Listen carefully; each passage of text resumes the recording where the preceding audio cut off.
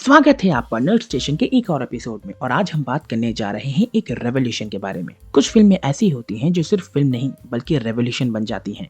दी Kashmir files वो ऐसी film है जिसको लोगों ने ब्लॉकबस्टर बनाने की कसम खा ली है। मैं अपने शहर की बात करूं तो पिछले 2 दिन में इसके शोज में 70% का इंक्रीज हुआ है और 95% शोज हाउसफुल चल रहे हैं। एक ऐसी फिल्म जिसको प्रमोट करने के लिए कोई बड़ी मीडिया एजेंसी नहीं आई, कोई रियलिटी शो ने इसको अपना स्पेस नहीं दिया। वैसी फिल्म के लिए ये ट्रेंड अपने आप में रेवोल्यूशनरी ही तो है। शायद ऐसी फिल्म भी आपने कभी ना देखी हो जब 30 साल से छिपा हुआ सच आपके सामने आ जाए। मेरा हमेशा से मानना रहा है कि कोई चीज समझाने का सबसे इफेक्टिव मीडियम सिनेमा होता है। ये एक कल्चरल इम्पैक्ट सोसाइटी पर डालता है। लोग इमोशंस को डायलॉग में बोलने लगते हैं।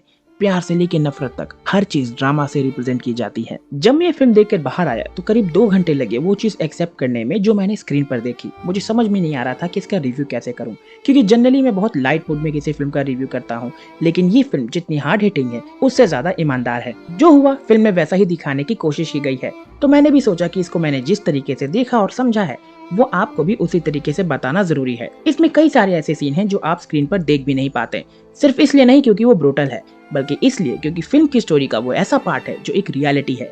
चाहे हस्बैंड को मारकर उसके खून से सने चावल वाइफ को खिलाना हो या एक औरत को जिंदा आरी से काट देना, जो आप देख नहीं पाते हैं वो एक कम्युनिटी ने सच में झेला है। ये दूसरा वाला पॉइंट आपको ज्यादा डराता है। फिल्म कहीं भी किसी कम्युनिटी को टारगेट नहीं करती, ये सिर्फ वो दिखाने की कोशिश करती है जिसकी रिसर्च मेकर्स ने इतने सालों तक की थी, जिसको सुनने के लिए कोई तैयार नहीं था। जहां कास्ट बेसिस सिस्टम और अपर क्लास सोसाइटी के नाम के सहारे एक जेनोसाइड को जस्टिफाई कर दिया गया। वो मजबूरी और वो हैवानियत आप सोच भी नहीं सकते। जिस फिल्म में 4 नेशनल अवार्ड विनर्स हो, वहां आप परफॉर्मेंस की उम्मीद टॉप क्लास की लगा ही सकते हैं, जो इसमें देखने में नजर भी आता है। लेकिन उससे ज्यादा ये फिल्म एक रेवोल्यूशन बनकर आती है। ऐसे सब्जेक्ट पर बनने वाली फिल्में सबसे ज्यादा इंसान के दिमाग पर असर करती हैं, लेकिन 5 लाख कश्मीरी पंडितों का दर्द, उनकी तकलीफ, सर्वाइवल और आज के मिलेनियल्स के बीच का डिल्यूजन को दिखाने के लिए फिल्म कुछ क्रिएटिव लिबर्टी भी लेती है। यह क्रिएटिव लिबर्टी बाकी फिल्मों की तरह नहीं है जहां फैक्ट्स को कमजोर कर कहानी डाली जाती है, बल्कि यहाँ एक पूरे जेनोसाइड को 4 दोस्तों के बीच की आप बीती के रूप में दिखाया गया है, जो डेमोक्रेसी के 4 पिलर्स को रिप्रेजेंट करते हैं: एडमिनिस्ट्रेशन, मीडिया, पुलिस और हेल्थ सेक्टर। उनकी मजबूरी, limits, political pressure, social and geopolitical conditions और इन सब पर असर, ये सब कुछ बहुत बेहतरीन तरीके से दिखाया गया है। आखिर कैसे अपने ही पड़ोसी धोखा देने लग जाते हैं, कैसे कश्मीरी पंडितों की प्रॉपर्टीज पर कब्जा होने लगता है, कैसे उनको रातों रात अपना घर छोड़कर भागना पड़ता है। सबसे ज्यादा मार लड़कियों, बच्चों और औरतों ने सही, क्योंकि वो सबसे ज्यादा वल्नरेबल ग्रुप थे। नारों से लेकर हैवानियत की लिमिट्स क्रॉस कर देने वाले सीन्स आपको अंदर तक हिला देते हैं। फिल्म में पुष्कर नाथ पंडित का कैरेक्टर वो इंसान है जो आपको हर कश्मीरी पंडित के अंदर नजर आएगा। फिल्म कितनी ब्रिलियंटली लिखी गई है इसका एक एग्जांपल देता हुआ फिल्म का एक सीन है जहां कमजोर हो चुकी आंखों को लिए टेंट के बाहर बैठे पुष्कर नाथ पंडित खाली टिफिन में एक बिस्किट को निकालकर सूंघते हैं, उसको चाटते हैं और दोबारा टिफिन में रखकर रोने लगते हैं। ये एक सीन बस एक बहुत छोटा सा पार्ट है दी कश्मीर फाइल्स का, जहां पूरे जेनोसाइड को सहने वाली कम्युनिटी के survival, pain, sufferings, thought process, mental health, social injustice और धर्म संकट को दिखाया गया है। पुष्कर नाथ वो बिस्किट को सिर्फ इसलिए पूरा नहीं खाते क्योंकि उनको भी मालूम है कि कल खाने को मिलेगा या नहीं। उनके बूढ़े कंधों पर अपनी पूरी फैमिली की जिम्मेदारी आ जाती है और दिल में अपने बेटे के ब्रूटल मर्डर का दर्द होता है। लेकिन 19 जनवरी 1990 की वो हैवानियत उनको और उनके पूरे परिवार को इतना भी वक्त नहीं देती कि वो उस दर्द को अपने सीने से निकाल पाए। अपने ही घर से भगा दिए गए 5 लाख कश्मीरी पंडितों की सफरिंग्स को दिखाता हुआ ये एक बहुत छोटा सा सीन है जो इस फिल्म की ब्रिलियंस को बताता है। दी कश्मीर फाइल्स में दर्शन कुमार का कृष्णा का कैरेक्टर वो ऑडियंस है जो फिल्म देख रही होती है, एक ऐसा मिलेनियल जो खुद एक आइडेंटिटी क्राइसिस में है और सच की तलाश कर रहा है।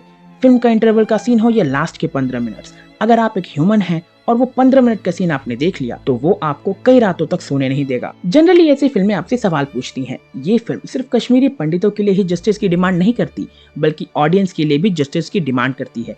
जहां 30 सालों तक ऐसे इवेंट को बताने की हिम्मत नहीं की गई जिसने लाखों जिंदगियां तबाह कर दी। दर्शन कुमार का डायलॉग है कि जब आप अपना काम खत्म कर लेते हैं तो कहाँ जाते हैं? अपने घर। लेकिन कश्मीरी पंडितों से तो उनका घर ही छीन लिया गया। सब मिलाकर ये फिल्म इस देश के लिए बहुत जरूरी थी, जो फाइनली किसी ने हिम्मत करके बनाई है। हर ब्रूटल सीन के बाद कोई भी बेजियम नहीं बचता है और फिल्म आपको उस सन्नाटे में छोड़ देती है जहां आपका दिमाग वो चीज प्रोसेस कर रहा होता है जो आपने अभी अभी स्क्रीन पर देखी। इसको कई जगह स्क्रीन्स नहीं दी गई हैं। छोटे शहरों में इसको एक भी स्क्रीन नहीं दी गई है, लेकिन अब देनी पड़ेगी, भले ही वो रीजन फाइनेंशियल ही क्यों ना हो। लेकिन अब पब्लिक ये बात समझ चुकी है कि ये फिल्म एक रेवोल्यूशन है। ऐसा बहुत कुछ है इस फिल्म के अंदर जो उन लोगों की नीयत पर सवाल करता है जो शिकारा जैसी फिल्म बनाकर एक सीरियस टॉपिक को लव स्टोरी बना देते हैं और उसका मजाक बनाकर रख देते हैं। अगर आपने ये फिल्म देख ली है तो प्लीज अपने थॉट्स को नीचे बताना। लाइक और शेयर की डिमांड इसलिए नहीं कर रहा हूँ क्योंकि मैंने इस वीडियो को रिव्यू के पर्पज से नहीं बनाया, बल्कि आपको सिर्फ अपने इमोशंस और थॉट्स बताए हैं। बाकी अगर आपने अभी तक ये फिल्म नहीं देखी तो प्लीज इसको जाकर देखिए। OTT पर आने का इंतजार मत करिए क्योंकि जैसा ये सब्जेक्ट है ना, कोई प्लेटफॉर्म शायद बिना कट लगाए इसको रिलीज भी ना करे। So please go and watch in theatres. My first interview was of a lady who told me that her father was cut into 50 pieces. The pieces were put in a sack and the sack was thrown into the Jhelum River. कुछ 5-6 दिन बाद शायद उनके I card का कुछ एक टुकड़ा मिला, उसकी वजह से पता चला वो उनके पिता हैं। एक और कहीं मुझे किसी ने एक इंसिडेंट बताया कि